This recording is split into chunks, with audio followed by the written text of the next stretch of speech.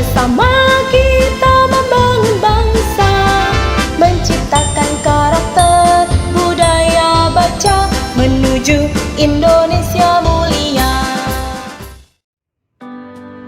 Assalamualaikum warahmatullahi wabarakatuh. Selamat pagi dan salam sejahtera bagi kita semua. Apa kabar anak-anakku? Tentu kalian sehat semuanya di era pandemi ini. Semoga kita semuanya tetap semangat untuk belajar dan selalu berbenah.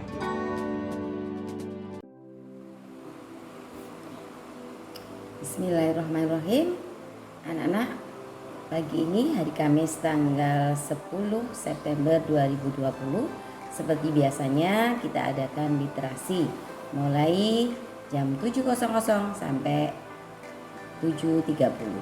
Kenapa demikian? Hal ini untuk mengupdate pengetahuan kita dalam rangka meningkatkan kualitas diri. Ya, anak-anak, literasi kali ini beda loh dengan literasi yang lainnya. Kenapa demikian? Biasanya ada literasi numerik yang nanti akan disampaikan. Kemudian ada literasi budaya, literasi bahasa, dan literasi iptek. Nah, masih banyak lagi literasi lainnya. Anak-anak sekalian yang berbahagia, apa sih tujuannya literasi numerasi? Kalau kita lihat di sini ada kata-kata numerasi. Numerasi berasal dari kata nomor ya. Jadi bagaimana cara kita menggunakan berbagai macam angka dan simbol-simbol yang terkait dengan matematika dasar untuk memecahkan masalah praktis dalam berbagai macam konteks kehidupan sehari-hari, dan juga menganalisis informasi yang ditampilkan dalam berbagai bentuk, misalnya grafik, tabel, bagan, dan lain sebagainya. Lalu menggunakan interpretasi hasil analisis tersebut untuk memprediksi dan mengambil keputusan. Adapun ruang lingkup literasi numerasi diantaranya adalah bilangan, kemudian operasi dan penghitungan, kemudian geometri dan pengukuran, dan pengolahan data. Dalam mengaplikasikan dalam kehidupan sehari-hari, misalnya untuk bilangan, ya, setidaknya kita dapat menentukan berapa uang yang harus dibayarkan, berapa uang yang harus dikeluarkan, dan berapa uang kembalian yang harus diterima ketika kalian disuruh belanja ke pasar. Kemudian bagaimana untuk operasi dan penghitungan? Operasi di sini yaitu operasi matematika ya. Misalnya apa itu? Tambah, kurang, bagi, dan kali.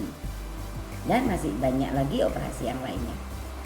Misalnya kuadrat, akarnya. Kemudian contoh dalam kehidupan sehari-harinya yaitu ketika kalian pergi belanja ke supermarket misalnya untuk membeli sampo.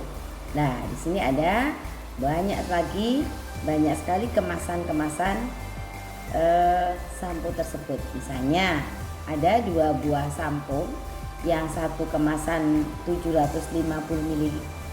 Kemudian satunya dalam kemasan 160 ml.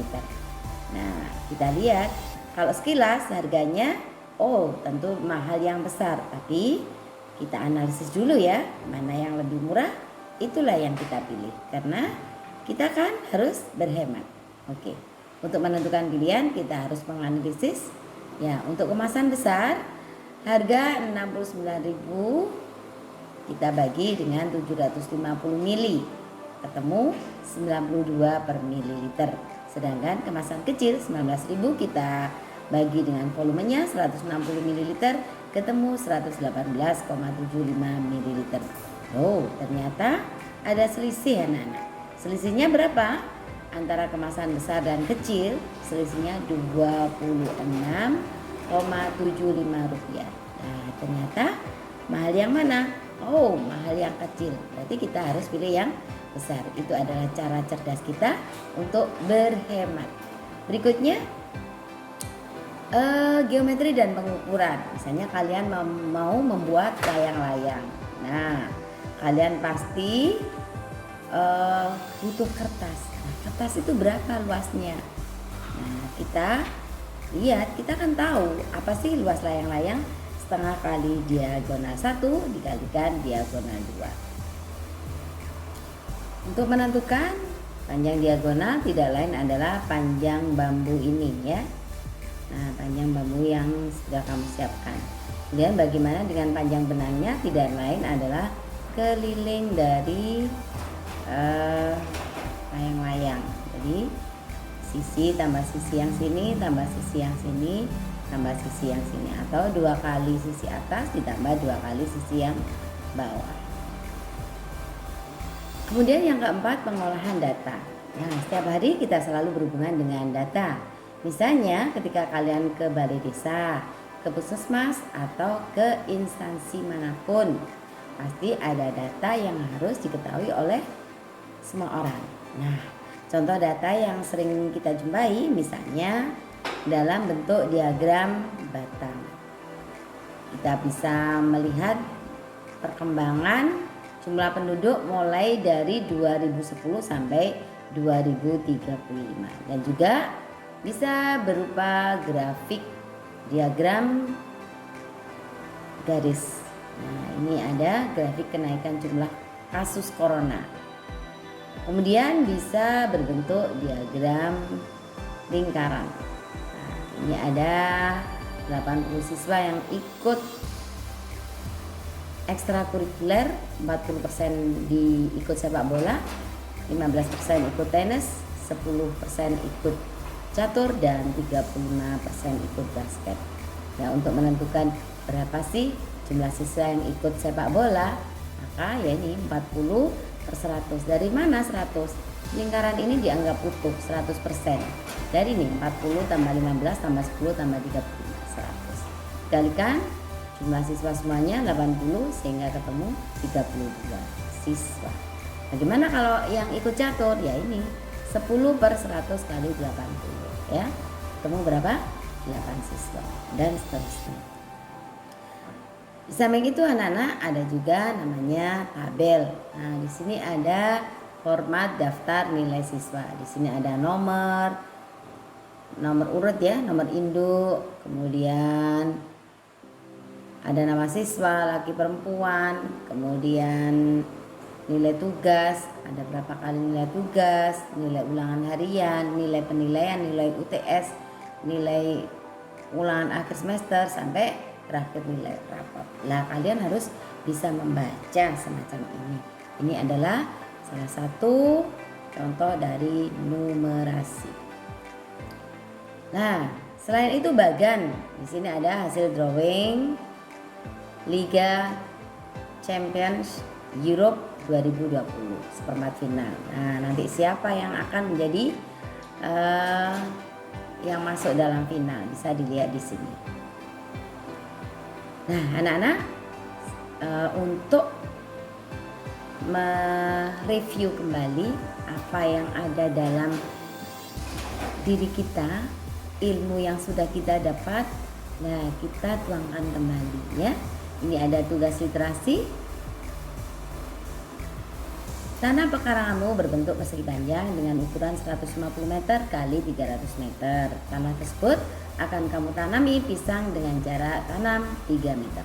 Sebelum ditanami perlu dibuat lubang persegi dengan ukuran 50 cm kali 50 cm. Dengan biaya tiap-tiap lubang Rp15.000. Dan perlu diberikan pupuk 10 kg pupuk kandang dengan biaya Rp20.000. Jika pada bulan kelima setelah penanaman ada 90% pohon pisang berbuah dan harga satu tundun pisang Rp100.000, maka berapakah jumlah pohon pisang yang bisa ditanam? Hitunglah berapakah biaya seluruh pembuatan lubang tanam, hitunglah berapakah biaya seluruh pembelian pupuk, hitunglah berapa tundun jumlah pisang yang dijual, dan berapa uang yang diperoleh dari penjualan pisang, serta berapa perolehan bersih setelah dikurangi biaya-biaya. Tuan anak, selamat mencoba ya. Iya, kata orang bijak Imam Syafi'i, Ilmu adalah memberikan manfaat, bukan yang sekedar hanya dihafal. Nah, supaya bermanfaat, maka ilmu kalian harus dipakai, ya. Dipakai, amalkan dalam kehidupan sehari-hari. Salam literasi dan selamat berkreasi. Sekian, terima kasih. Assalamualaikum warahmatullahi wabarakatuh. Salam literasi. Gerakan literasi sekolah bersama kita.